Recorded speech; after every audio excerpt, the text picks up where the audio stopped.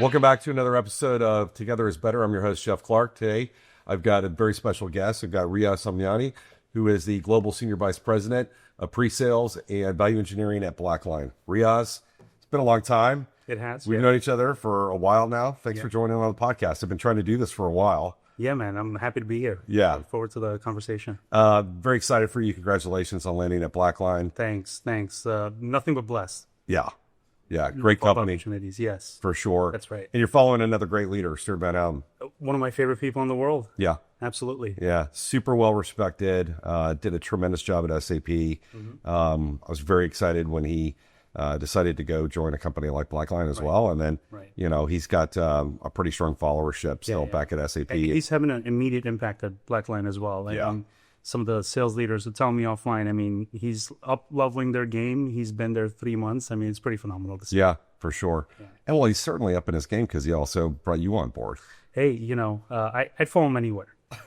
Honestly, I mean, he's a smart guy, charismatic. I mean, he's sharp. He gets it. Yeah. And I think no bullshit. Like he'll get things done. Yeah. I think he's gonna be great for BlackLine. Yeah, he's to me, I think he's the kind of the charismatic, but also very direct. Yeah. Results oriented, outcome oriented, client focused, and then also dedicated to his team. So, again, a great leader. That's right. That's right. What do you think about when you look at leaders that you've had in the past? Like, what are some of the attributes that you personally kind of gravitate towards? I think leaders that let their teams figure it out and have a sense of empowerment and ownership. Yeah. People can move mountains for you if they feel a sense of ownership. Yeah. And if you take that agency away, then it's all you. It's you at the end of the day who has to get everything done. Yep. I think Stuart does that well. I've had some other leaders in the past that did that exceptionally well. Yeah. You do have a lot of rope. You can hang yourself with it, or you can actually do some amazing things. Yeah. Stuart's one of those people. A couple other leaders like that have absolutely done it. But I think that to me is the one thing that'll draw me towards a leader that I want to go work for. Yeah, it's you got to delegate, you got to empower. That's right. You got to show appreciation.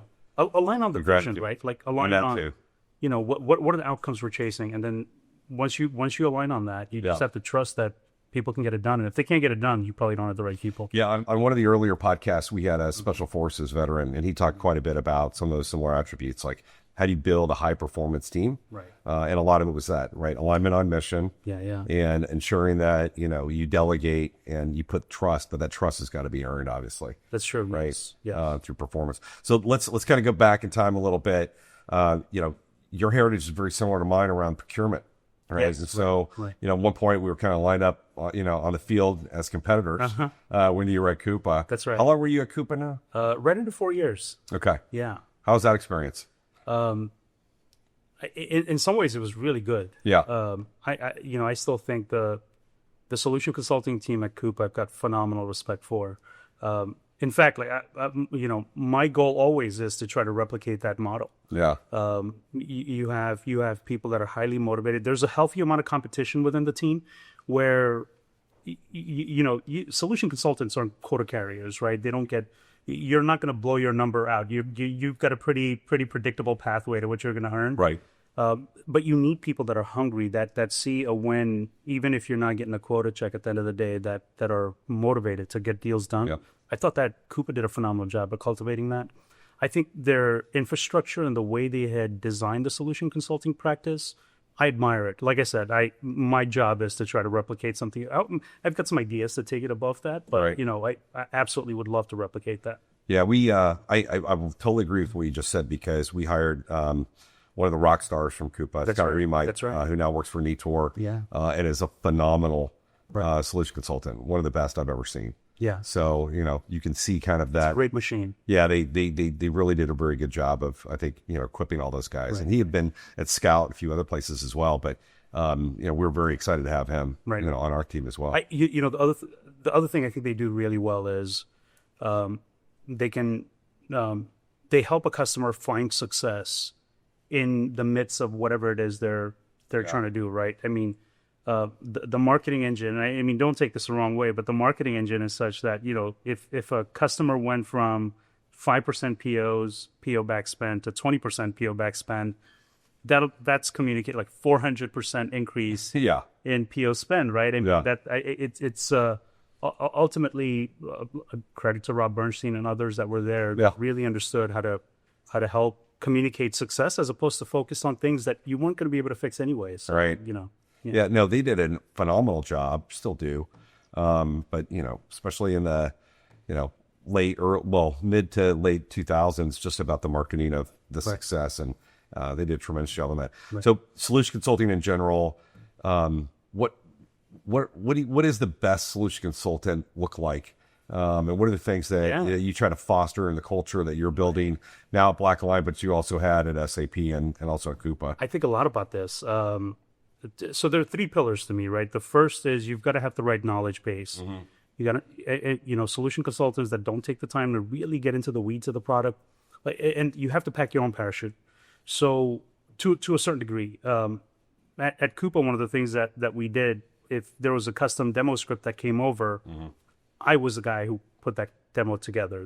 There was I couldn't throw the script over the fence, expect somebody else to do it. Yep. But what happens when you do that is you really get to know the solution extremely well.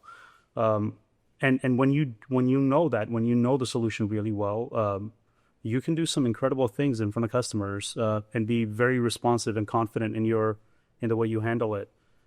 You also have to know the business and the domain you're talking to. I've gone to a discovery meeting, researched the building that I'm going to be in, built some quick demo content to get customers thinking about the discovery conversation. And I mean, it's a game changer when you really put in that time and try to understand very tactically where you're going, who you're meeting with, what are their individual interests and KPIs. If you're talking to somebody and you're talking to them about success metrics that are absolutely not relevant to them, or maybe contrary to what they're trying to achieve, you're not going to go anywhere with them, right? Yep. So I think understanding the people you're talking to, understanding the business you're talking to. The second pillar would be, for me, sales acumen. We're not sellers, but you should be able to triangulate, where am I in the sales cycle? Is it important to talk about risk right now, or is it important to talk about solution fit? I agree, right now? 100%. Be dynamic, engaging, be able to carry a room, read a room, right? I mean, body language, and you got to do it all while you're sitting in the hot seat.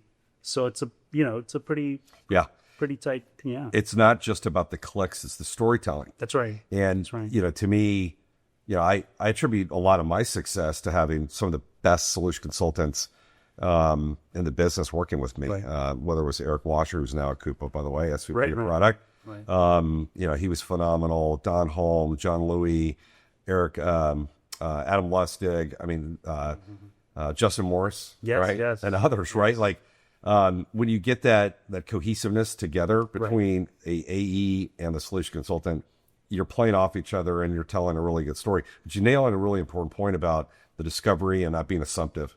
Yes, right. And sitting and listening and learning. I think that a lot of account executives struggle with that because they don't really know how to get to what the heart of the issue is for the customer.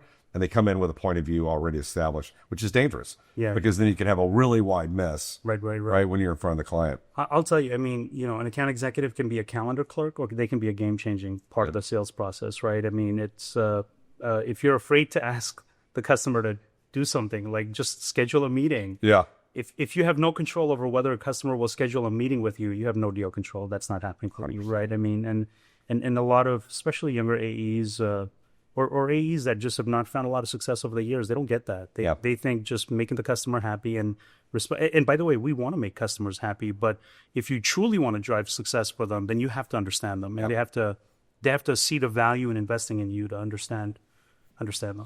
The preparation piece was another one that I appreciate you talking. You and I used to talk about that all the time, right? In your previous role, right. Which is how much preparation do we really need? That's going to dictate whether we're going to be successful jointly together, us from the partner side, and then you guys with the platform. How do you kind of instill on the solution consulting team how to interact with an AE? Because sometimes you've got an ego and the AE's got a perspective. Right. My experience has been the AE will like prevent you from getting blown up by the grenade. Right. They'll say like, no. These are the different areas where we need to do it. Yeah. You guys train around that, or is that just an instinct thing? I think it's an instinct, and there's an infinite combination of AE solution consulting personalities that can marry together, and it's impossible to figure out what all of those permutations are going to be and train people around it. Yeah. But look, I've been a solution consultant for a long time. Different companies, different types of products. I've always had a relationship with my AEs. They trusted me to make the call on things and Right. execute, and they knew I would let them down. And so, as a solution consultant, I think you have to earn that trust. And with anything in life, right? You have to earn the trust. You have to earn the credibility. Yeah. The first few iterations are not going to be fun. They're going to be hard, but you push through it. And when you push through it, come on the other side. You have the credit. You get carte blanche, right, to be able to do what you need to be successful.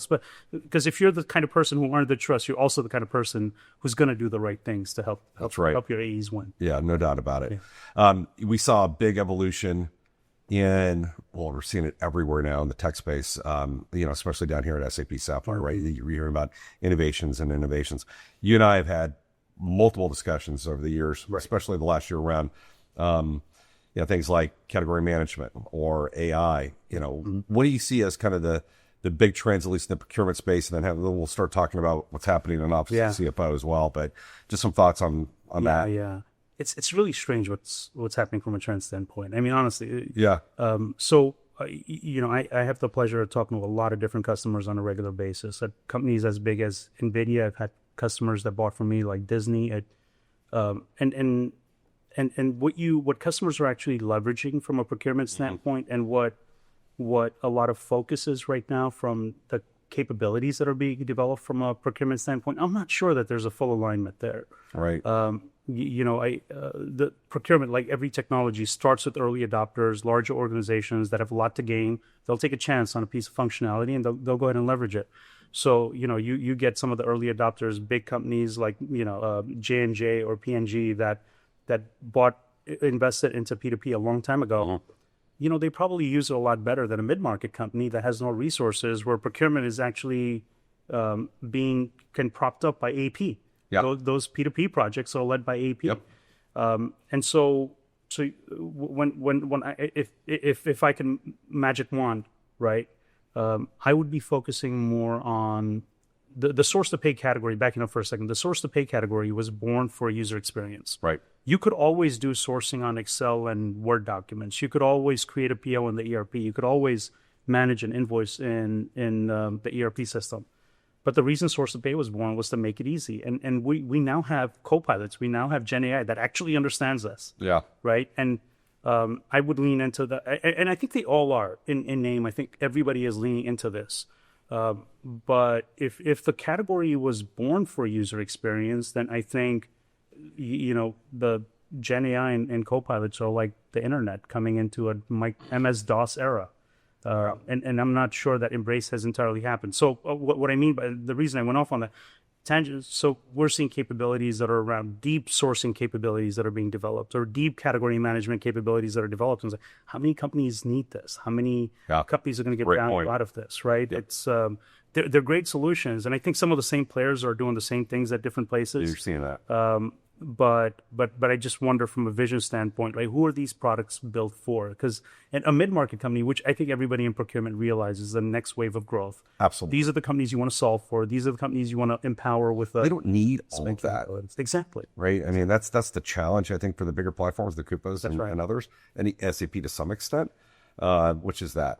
Right. You look at the profile of these mid-market companies, to your point, they don't have a CPO. That's right. Right. I mean, they may have a procurement function and an AP function and an AR, but they don't really have anything that requires a lot of complexity. That's right. Right. That's right. They just need it in a lot of simplified way. And there's some really emerging, interesting tools that are coming out there right now that, are really playing into that sweet spot for sure. I think it's a leapfrog moment for a lot of companies, right? If they focus on developing the right capabilities for the right market, they can actually overcome some of the big players in the space. Yeah. What do you think about like the concept around intake and orchestration as well? Yeah, I mean, it feels like Uber to a certain extent, in the sense that, they don't own the procurement, they don't know the risk, they don't know the sourcing, but the idea is that it's supposed to orchestrate. You move it from one point to the other. Right. I don't know. Does it feel like a Sisyphean task to have all these integrations, built for all these different systems that could be out there? I mean, really, it should be led by a solution provider that actually offers procurement or actually offers risk and contract management, right? Because then you're orchestrating within the, so it really was, it geared towards, again, coming back to the user experience, driving a different user experience for different kind of spend. It's interesting that a whole category was born out of that. I know, right? And the workflowing, because it was challenging, right? Sure, yeah. When you've got, all of these different disparate systems that you're trying to go fetch information out of, right? So that is a pain point for sure. Right. But then as you listen to SAP, they talk about Joule and they talk about the agent strategy and what's going on. Right. You wonder, okay, well, that's going to be effectively fulfilling the same type of capability. It will be, and right? I mean, that's where it should reside, right? I mean, and process. Yeah. Because if you own the data, and if you can actually, and if you want to move the ones and zeros around, go to the source of the data and just do it there. And I think SAP is in a pretty phenomenal spot with Joule and with agentic AI. I mean, what other procurement provider out there has that infrastructure? BTP, SAP Build, which basically powers Joule, and the Copilot, which powers SAP's intake management. 10,000 developers in that organization. 10,000 developers. How many other procurement players have that kind of capability and capacity to be able to do that? Not many. And they're never going to be able to replicate it. I think a lot of the procurement players don't have middleware that they offer as a part of their solution. If you don't have a middleware, how can you do orchestration, right? I mean, if you're dependent on a client bringing their own middleware to conversation, then implementation, you're always starting ground up. There's nothing you can do really out of the box. Yeah. BTP is interesting also because, they're allowing customers, they're allowing partners, obviously, to start building enhancements, things that are adjacent in the solutions that are needed too. Yeah. One area that we're obviously excited about too, because we now have the capability to provide more value to our clients, right? We can go in there and we can custom develop, something and have it fully integrated into the stack. Right. As you think about, just kind of that whole strategy around, BTP, you actually did a little bit of work kind of advising around the procurement strategy into SAP as well on the product side. Yeah, look, I've had a great relationship with Anju, Manoj, and team, and I think the team at SAP right now is going to do some phenomenal things from a procurement standpoint. They're great partners. They welcome the partner community in terms of enhancing, co-innovating. Which is what you need, right? You can't build out the silos. You can't see partners as competitors because there's so many problems to solve. No provider's ever going to do it by themselves. I agree. Yes. And not only that, but, as everything is shifting into the business data cloud and you've got all these other transformations that are occurring, to your point, you can't try to solve for every smaller problem that may be ubiquitous in an industry, but beyond that, there's no application for it. That's right. And it may not be a big enough market for SAP, but for a partner, that could be a huge market, right? Absolutely. So, yeah, for sure. So, great experience with that. What was your thought about just the overall AI strategy? What you heard at Sapphire? Maybe what BlackLine's even thinking about it. You and I have talked a bunch about, okay, well, we're at the Gen AI phase, then we're going to agentic, but the pace of this to me is accelerating. Right? Now, the adoption on the customer side, I think, is not quite there yet.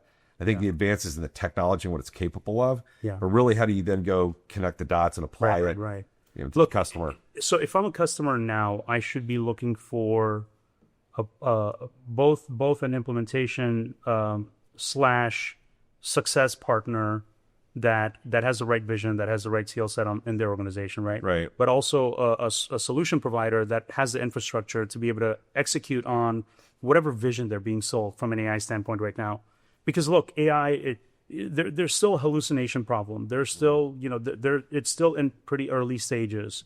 So it's not real until it is very real. Yeah. And you want to have your data, you want to have your data strategy right at that point, because without data, it garbage in, garbage out, right? And it does not change with AI if you don't give it the right kind of context and right information. And by that I mean, if 95% of your POs are off catalog spend, somebody typed in a couple of keywords and an invoice comes in and you had to manually enter that invoice in, or you flip the PO so only the garbage detail on the PO flipped over, that's not data you can really act on. That's not intelligence. Yeah.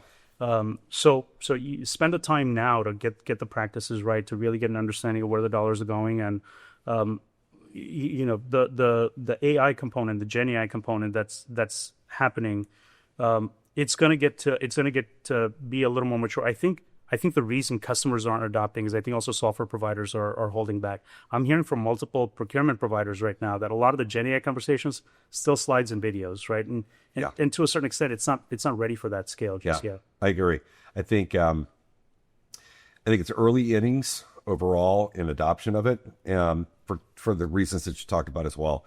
If you don't have clean data, right, then, or if you don't have it fed the right data, and you're not going to be successful with it generally. Right. That's right. Right. That's right. And so there's a step process. Right. Now, where I'm seeing more interest is around areas where, there's an easy way to plug in an AI agent, right, to get better visibility. Yeah. Right. Do some manual task and automate that, for example. That's actually a use case that I think is in production in a couple of places that works. Yeah. Right. Like BlackLine has something where if you're looking at our balance sheet and you want to get some insights into that balance sheet as to how, what the variations were between quarters, you can actually leverage Gen AI to go into read all the notes. Which, by the way, if you're an executive, you don't have the time to go read all that information, see the history of how accounts were reconciled.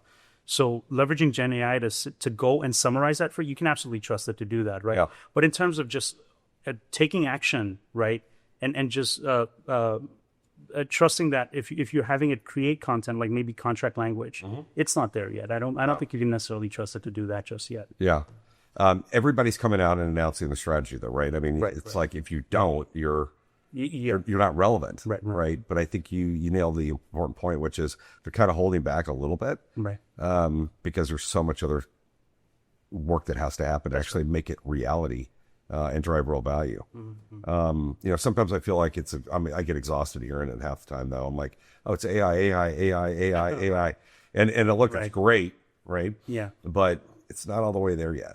Right. And so I if I counsel customers or we advise them, it is, you have to have a strategy around it, but you have to have a realistic strategy. Right. And what can you do in a pilot or a proof of concept that's really going to go test it out? Yeah. And then how do you use it within the context of, your employees and your people? Yeah. Right. Because that's going to be the next, I think, friction point, which is, okay, you're either going to be very efficient because you're going to have an AI pilot, right, that you're working in or co-pilot with you. Right. So you got to be literate in it.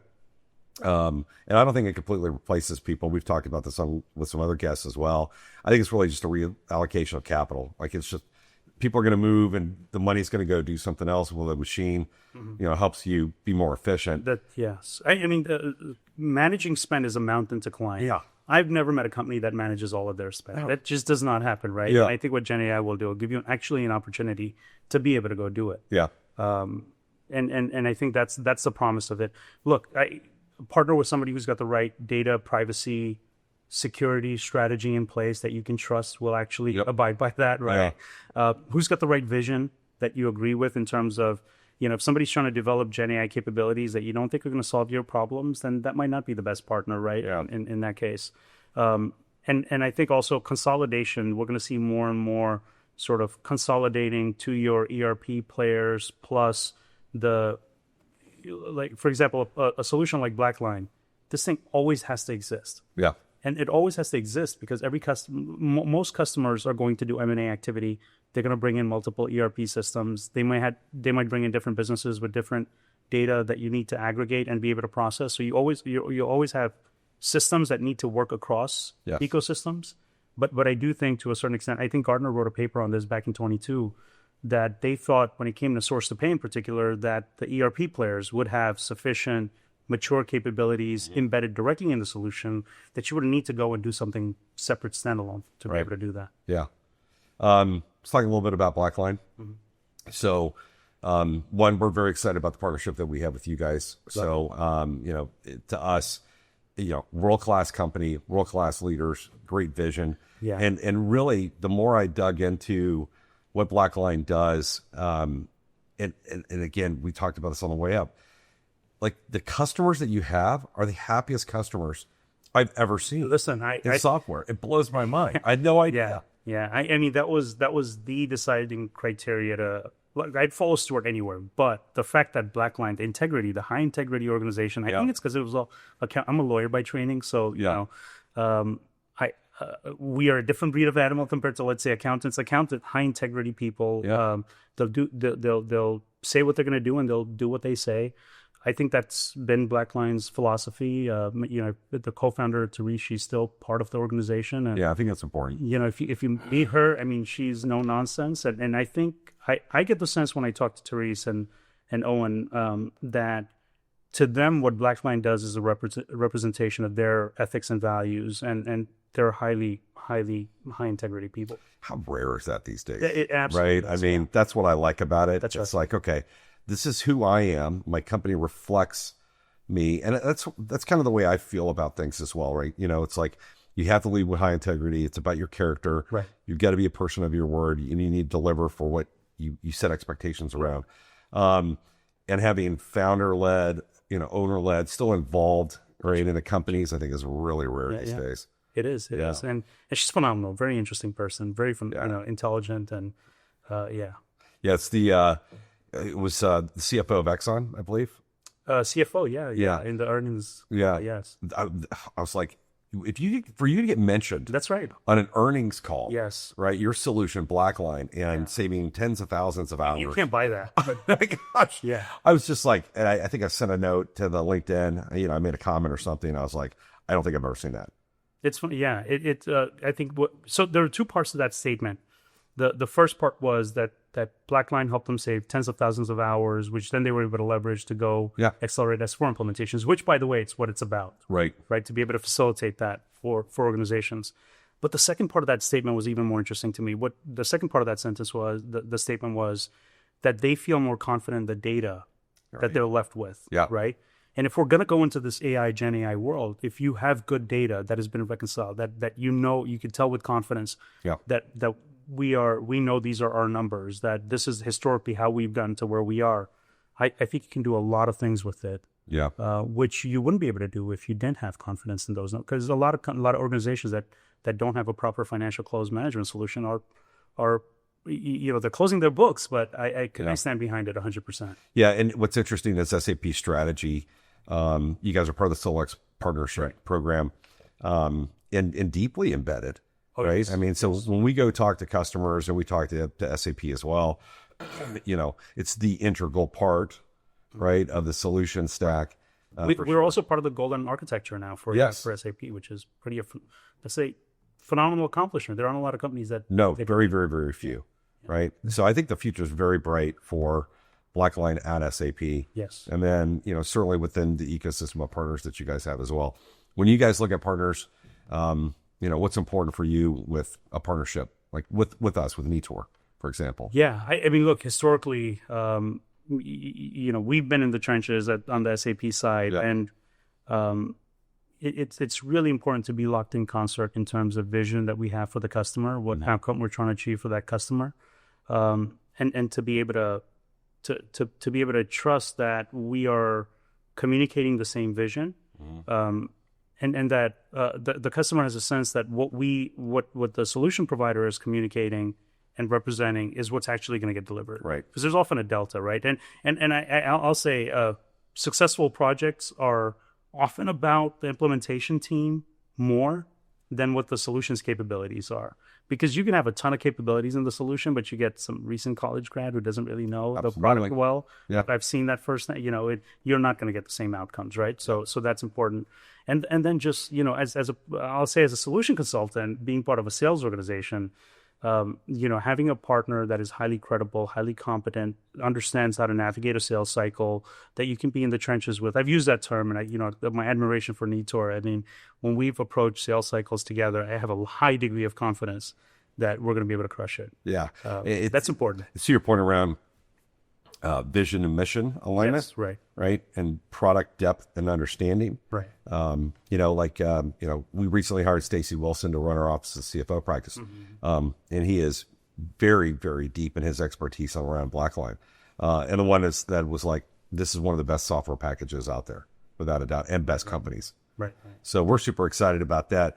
As you think about, you're, I think, a month in? Yeah. Now at BlackLine or so? Right. Yeah. Right. What are some of the priorities that you set, and what are the things you're most looking forward to at BlackLine right now? So a lot around solution consulting. Yeah, it's like, yeah. A lot around solution consulting. We have a lot of highly credible, really smart, very talented accountants that were actually. This is, I should mention this. It's been a long time. I don't know when was the last time I was in an organization. I can't remember, where majority of the solution consulting team were former users, liked it so much when they implemented in their own organizations that they came to BlackLine Like to Chris, get a your job. North American. That's right. That's right. solution I think consulting. he implemented it twice. Yeah. At companies, and then said, "Shit, why don't I go work for BlackLine?" Yeah.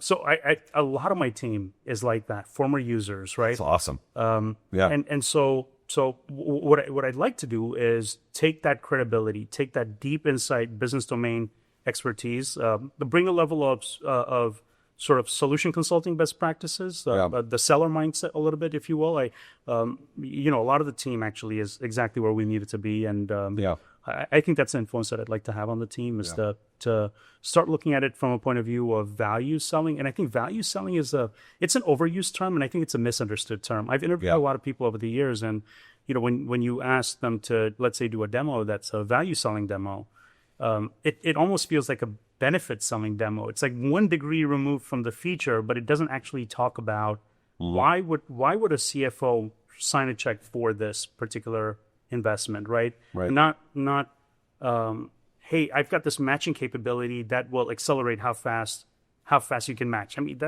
You're reconciling all these different. That's not value, right? Yes. So bringing a level of rigor and discipline around actual value selling, I'd like to influence that as well.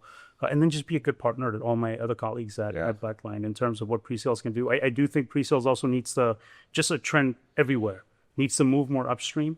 It used to be, hey, don't talk to me until you have a qualified opportunity. I think it needs to move to, let me help you build some qualified opportunities. Yes. Let me do some one-to-many events. Let me be the credible source. I'll get a hands-on keyboard to actually get prospects. If there's interest out there, we're going to help you find it, right? And then post go live, when churn happens, every organization has some level of churn. The adoption gaps that lead to churn are known to a company. These aren't mysterious or just one-off cases. So I think solution consultants should also play a role in evangelizing, doing one-to-many events at that point to address some of those adoption gaps. Yeah, I think that post go live 3, 6, 9, 12-month period, right, or even beyond that. Sometimes the account teams just don't even touch the customer again, right? Which is tragic because there's a lot of opportunity to reskill the customer, talk about new innovations that are coming online. And I agree with you fully. You got to have a team that can go back in and talk to them, right, and help make sure that they're adopting, stabilizing, and optimizing. I think you're going to kill it like you always have. I'm super excited for you. And I'm very grateful for the conversation. Well, you and I have been trying to get this together for a really, really long time. And so enjoy the rest of your Sapphire. Thanks. And great luck. We'll be in touch, obviously, working together closely. Yes. As partners. But thank you again for your time this morning. Thanks, Chef. Thanks, buddy. Thanks for having me. You bet. All right.